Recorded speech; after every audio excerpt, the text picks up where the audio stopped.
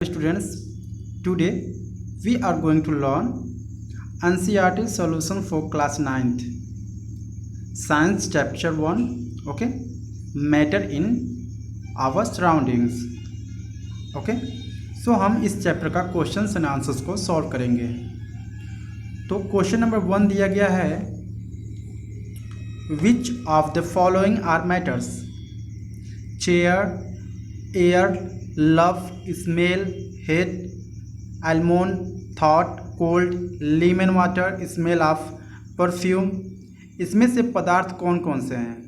तो सोल्यूशन है, the following substances are matter: chair, air, almonds, lemon water. ये सब क्या हैं? मैटर्स हैं। ओके। क्वेश्चन नंबर 2 है, give for the following observations. Give the reasons for the following observations. Okay, so the smell of hot sizzling food reaches you several meters away, but to get the smell from cold food you have to go close. So आपको reason देना है कि कोई भी food होता है, ठीक है, अगर हम उसके वो फूड कुछ मतलब हीट होता है तो वो ज़्यादा दूर तक महकता है, बट जो कोल्ड फूड होते हैं वो ज़्यादा स्मेल नहीं करते हैं।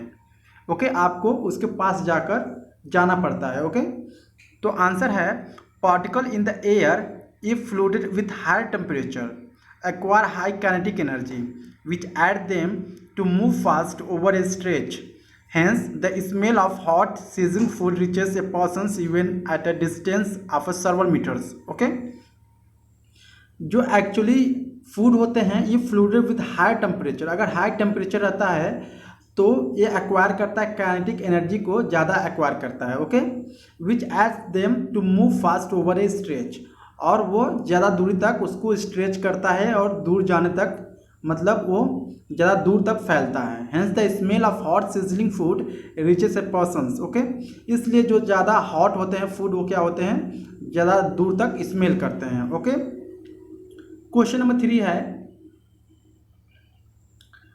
अ diver is able to cut through water in a swimming pool. Okay, which property of matter does this observation show? Answer है, the diver is able to easily cut through the water in the swimming pool because of weak forces of attractions between water molecules. It is this property of water that attributes to easy drawing. Okay, जो diver है is able to easily cut through the water in the swimming pools because of weak forces. Okay, but attraction between water molecules, it is this property of water that attribute to easy divings. इसलिए वो क्या करता है, water में diving करना काफ़ी easy कर देता है। ओके, क्वेश्चन नंबर 4 है, what are the characteristic of the particle matters? Particle matters की क्या क्या कैरेक्टरिस्टिक होती हैं? तो पहला है, presence of intermolecular spaces between particles. जो पार्टिकल्स में होती हैं वो क्या होते हैं, उसमें इंटर पार्टिकुलर स्पेसेस होते हैं। ठीक है, बी दिया गया है, particle are in a constant motion. ठीक है, जो पार्टिकल होते हैं वो कॉन्स्टेंट मोशन में होते हैं। सी दिया गया है, दे अट्रैक्ट ईच अदर, वे एक दूसरे को क्या करते हैं, अट्रैक्ट करते हैं। यहाँ पर दिया गया क्वेश्चन नंबर एक्सरसाइज नंबर 1.3। ठीक है, the mass per unit volume of a substance is called density. Okay, density equal to होता है mass upon volume. The arrange the following in the order of increasing density: air, exhaust from the chimney, honey, water, chalk, cotton and iron. इसको क्या करना है, हमें increasing order में arrange करने हैं। तो आंसर है एयर फर्स्ट रहेगा। ठीक है, एयर, एग्जॉस्ट फ्रॉम चिमनी, ठीक है, कॉटन, वाटर, हनी, चाक, आयरन। ओके, हम लोग इसको इंक्रीजिंग ऑर्डर में लिख सकते हैं। Okay, answer the followings, tablet the differences in the characteristic of matter. Characteristic of matter में क्या करना है, आपको टेबल बनाना है और उस मैटर के जो मैटर्स रहेंगे उसमें क्या उसके कैरेक्टरिस्टिक बताने हैं। Common upon the following: rigidity, compressibility, fluidity, filling a gas container, sap, kinetic energy and density. आपको इन सारे सब साइज को भी बताने हैं, उसके कैरेक्टरिस्टिक को बताने हैं। जैसे कि एक सोल्यूशन में दिया गया है, कैरेक्टरिस्टिक सैप जो सॉलिड होता है वो फिक्स साइज होती है, ठीक है। Liquid no fix size shape, gas no fix shape, ठीक है। जो सॉलिड होती है उसमें फिक्स सैप होती है, लिक्विड में no fix shape and gas में no fix shape, okay. Volume solid में क्या होती है, फिक्स्ड वॉल्यूम होती है, ठीक है, जितना बड़ा रहेगा वो उतना बड़ा ही होगा। लिक्विड में भी फिक्स्ड वॉल्यूम होती है, जिसमें आप लिक्विड को डालेंगे उसी का आकार हो जाएगा, ठीक है। बट गैस में जो होता है नो फिक्स्ड वॉल्यूम, इसमें गैस जो होता है इसमें वॉल्यूम फिक्स नहीं होता है, ठीक है, वो क्योंकि एक तरह से एयर है, ठीक है। इंट्रामालिक्यूलर फोर्सेस क्या होता है कैरेक्टरिस्टिक में, सॉलिड जो होता है इंट्रामालिक्यूलर फोर्सेस बहुत ज़्यादा होता है, मैक्सिमम होता है, ठीक है। लिक्विड में होता है लेस देन सॉलिड्स, ओके, और गैस में होता है वेरी लेस, ओके। इसके बाद होते हैं इंट्रामालिक्यूलर स्पेसेस, सॉलिड में वेरी लेस होता है, ठीक है, लिक्विड में मोर देन सॉलिड्स और गैस में मैक्सिमम होते हैं, ठीक है। रिजिडिटी यानी फ्लूइडिटी क्या होता है, सॉलिड में rigid can not flow, okay, solid क्या है, फ्लो नहीं हो सकता। Liquid can flow not rigid, liquid जो होता है फ्लो हो सकता है लेकिन वो ज़्यादा रिजिड नहीं हो सकता, ठीक है। गैस है कैन फ्लो नॉट रिजिड, ये भी फ्लो हो सकता है लेकिन रिजिड नहीं हो सकता है। कंप्रेसिबिलिटी क्या होती है, क्या है, निग्लिजेबल, ठीक है, निग्लिजेबल, सॉलिड होता है नेग्लिजेबल, ठीक है, लिक्विड होता है कंप्रेसिबल, गैस होता है हाईली कंप्रेसिबल, ओके।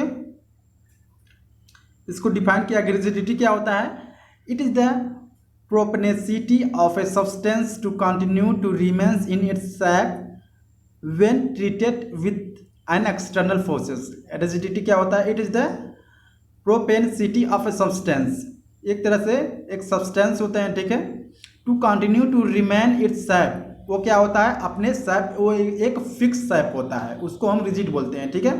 कंप्रेसिबिलिटी क्या होती है, it is the attribute of the particle to contract it intramolecular space when exposed to an external forces thereby escalating its density, okay. Compressibility क्या होते हैं, उसके कोई भी पहले से क्या है मॉलिक्यूलर है उसकी जो साइज उसको कम करते हैं, इसको बोलते हैं compressibility, okay.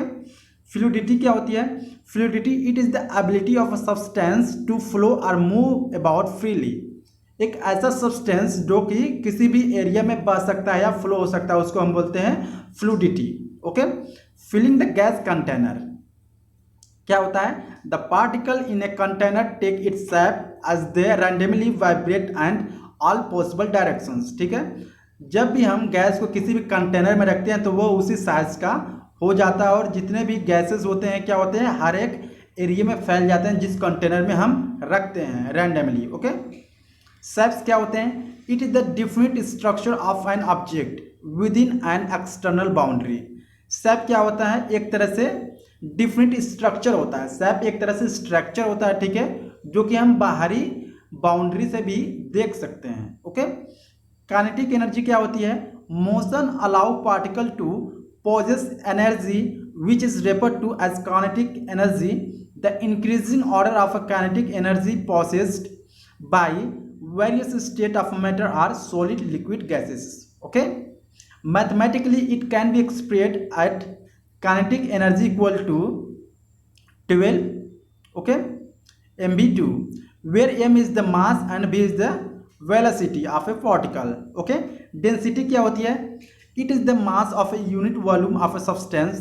It is expressed as T m upon v, where d is the density and m is the mass and v is the volume of the substances, okay. Question number 7 दिया गया है, give reason a gas fills completely the vessel in which it is kept, okay. B दिया गया, a gas exert pressure on the walls of the container, जो gas होता है वो container के वाल जो होते हैं उस पर प्रेशर देता है, ओके। सी दिया गया, ए wooden table should be called a solid, जो एक लकड़ी की टेबल बनी होती है उसको हम एक तरह से सॉलिड करके भी पुकार सकते हैं, ठीक है, क्या होता है वो सॉलिड होता है।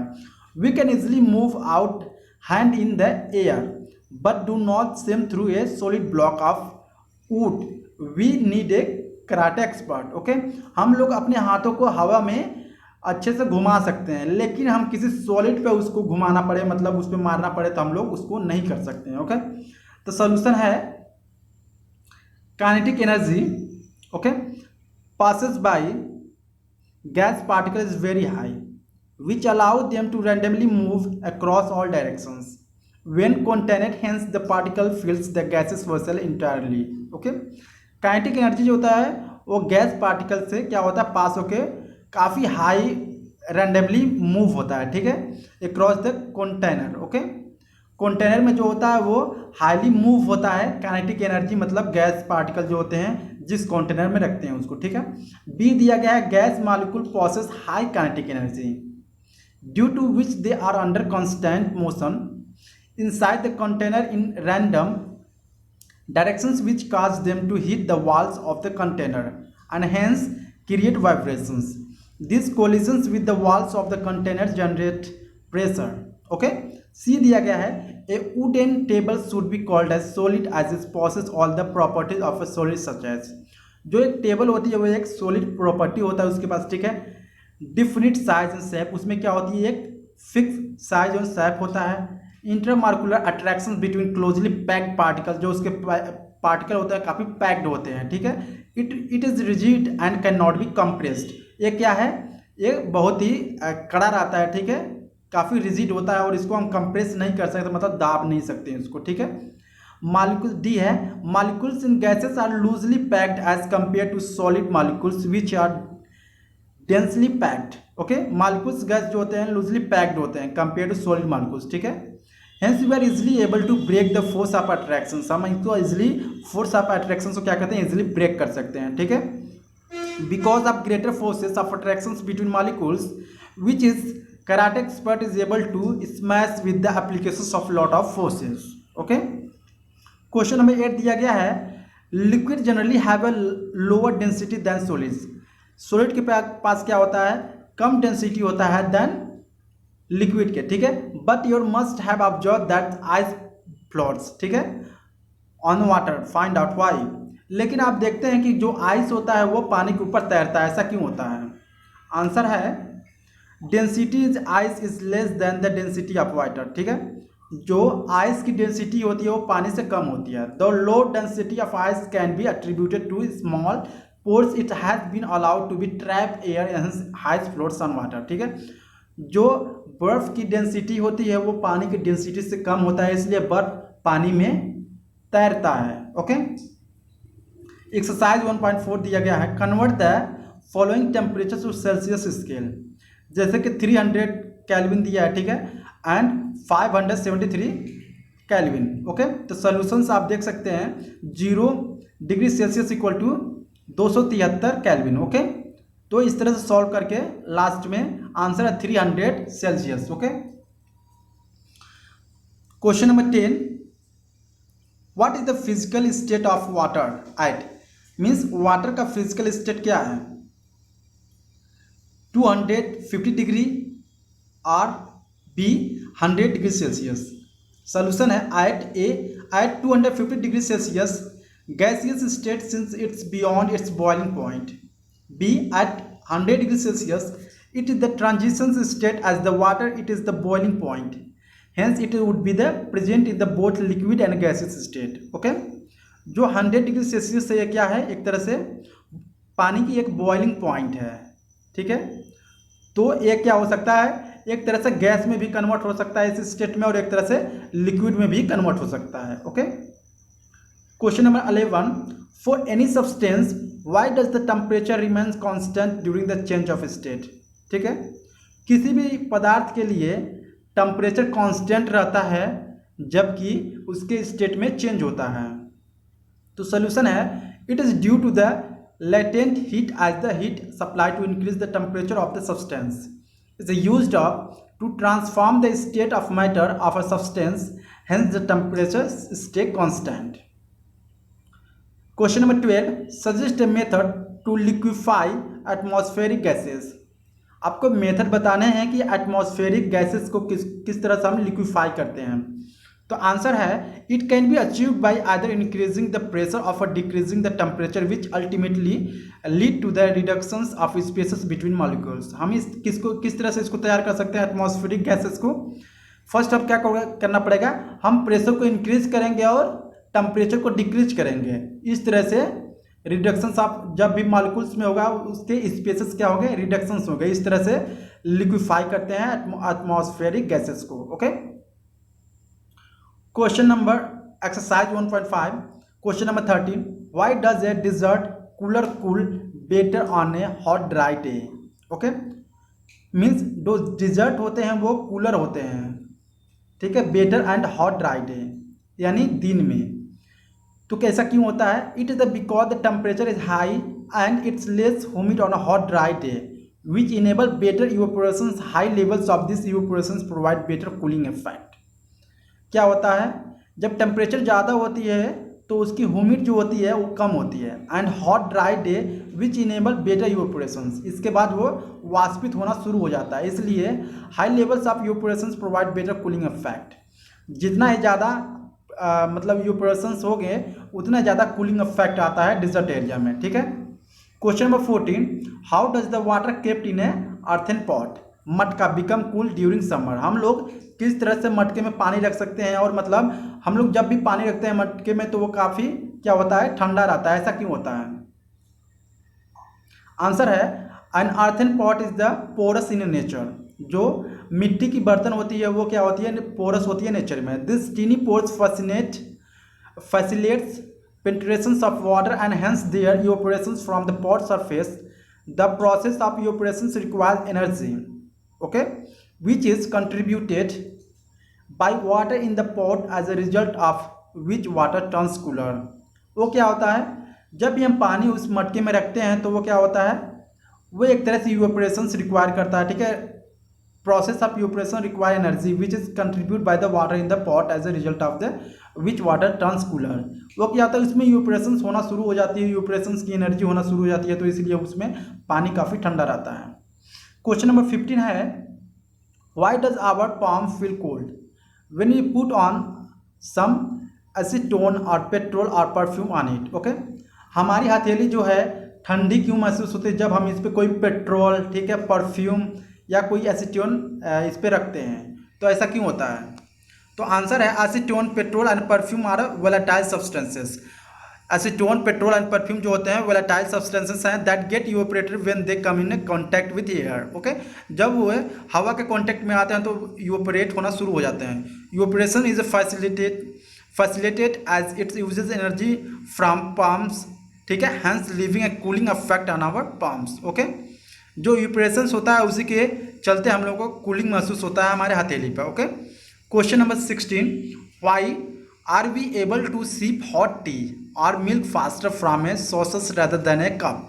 ठीक है, हम लोग जब चाय पीते हैं, ठीक है, तो हॉट रहता है सिप हॉट टी और milk faster from the saucer rather than a cup. जब कप में हम पीते तो उससे ज़्यादा हम लोग क्या होता है, सॉसस हैज़ ए सोल्यूशन है, a saucer has a larger surface area. ठीक है, कि एक प्लेट होती है उसमें लार्जर सरफेस एरिया होता है, ठीक है, देन ए कप के मतलब मुकाबले, विच promotes quicker evaporation hence its tea और मिल्क इन ए सोसस कूल डाउन फास्टर। ठीक है, मतलब जब हम कोई भी चाय या मिल्क दूध पीते हैं तो हम लोग प्लेट्स जो होते हैं प्लेट्स में जल्दी पीते हैं इंस्टेड ऑफ कप। अगर हम कप में पी रहे हैं तो हमको पीने में ज़्यादा टाइम लगेगा, लेकिन जब प्लेट में हमको उसी चीज़ को, चाय या दूध को गिरा कर पी रहे हैं तो मतलब हम लोग जल्दी पी जाते हैं। ऐसा क्यों होता है?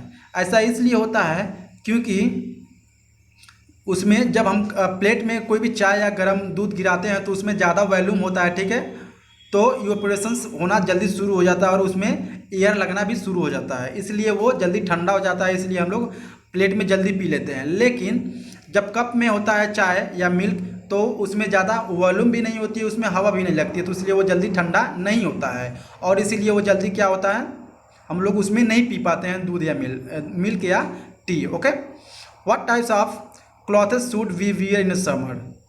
क्वेश्चन नंबर 17 है, हमें किस तरह के कपड़े गर्मियों में पहनने चाहिए। सोल्यूशन है, in summer it is prefer to wear light colour cotton clothes. हमें लाइट कलर कॉटन क्लॉथेस पहनने चाहिए। ठीक है, light colour cotton clothes reflect heat and cotton material have pores the absorb heat. Okay, क्या होता है, light colour जो होता है वो हीट को रिफ्लेक्ट करता है और जितनी भी गर्मियाँ होती हैं उसको क्या करता है, सोक कर मतलब अपने अंदर अब्जॉर्व कर लेता है। Facilitating their evaporation hence causing a cooling effect in the skin, और इसीलिए हमको महसूस होता है कूलिंग इफेक्ट। ओके, यहाँ पर दिया गया exercise, convert the following temperature into Celsius. तो आप सोल्यूशन देख सकते हैं, 0 degree equals to 273 kelvin. Okay, तो सोल्यूशंस है, ए का सोल्यूशन है 20 degree Celsius. Okay, and B का आंसर है 197 डिग्री सेल्सियस। ओके, 2 है, convert the following temperature to the kelvin scale. आपको केल्विन में इसको चेंज करना है, डिग्री सेल्सियस में केल्विन में चेंज करना है। ठीक है, और पहले वाले क्वेश्चन में क्या था, केल्विन से डिग्री सेल्सियस में चेंज करना था। तो यहाँ पर दिया 25 डिग्री सेल्सियस क्या किया है, 25 डिग्री सेल्सियस प्लस 273 केल्विन को ऐड कर दिया था, टोटल हो गया है 298 केल्विन। ओके, और यहाँ पर बी में दिया गया है 373 degree Celsius equal to 373 plus 273 kelvin equal to 646 kelvin हो गया, टोटली इसको ऐड कर दिया है। ठीक है, यहाँ पे दिया गया है question number 3, give the reasons for following observation. ठीक है, naphthalene balls disappear with the time without leaving any solids. बी दिएगा, we can get the smell of a perfume while sitting several metres away. हम लोग perfume की smell को सूंघ सकते हैं कई मीटर्स के दूर से। ठीक है, तो सोल्यूशन है एट ए रूम टेम्परेचर। ठीक है, naphthalene balls undergo sublimations where the directly get converted from a solid to a gaseous state. जो रूम टेम्परेचर पर होता है नेप्थलीन, वो क्या होता है, सॉलिड टू गैस में कन्वर्ट हो जाता है। ठीक है, state without having to undergo to intermediate state. Intermediate state में जाए बिना वो गैस में चेंज हो जाता है। The liquid state, okay, the liquid state में क्या होता है, बी दिया गया है, molecules of air move to high speed and have a large intramolecular spaces. Perfume compromise a flavored substance that are volatile which scatter quickly in air, becoming less concentrated over a distance. Hence, we are able to smell perfume sitting several meters away. Okay.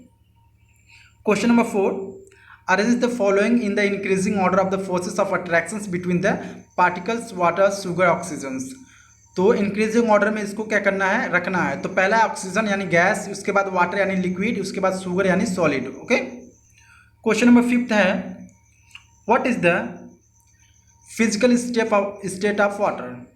मतलब physical state of water क्या है, ये दिया गया at 25 degree Celsius the water will be liquid from normal room temperature. ठीक है, यानी 25 degree Celsius से ज़्यादा होगा तो वाटर क्या हो जाएगा, लिक्विड फॉर्म हो जाएगा रूम टेम्परेचर से।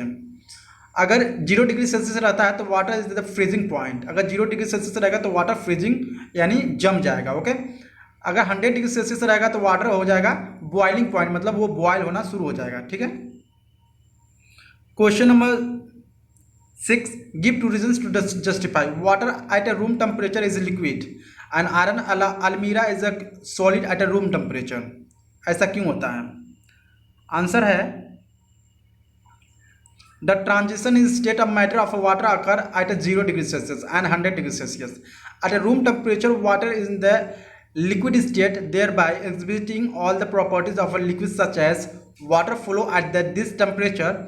It has a fixed volume and it takes the shape of its container. Water जो होता है उसके पास क्या होती है, फिक्स्ड वॉल्यूम होता है और वो जिस कंटेनर में जाएगा उसकी साइज ले लेता है। The melting and boiling point of iron are high as 1538 degrees Celsius and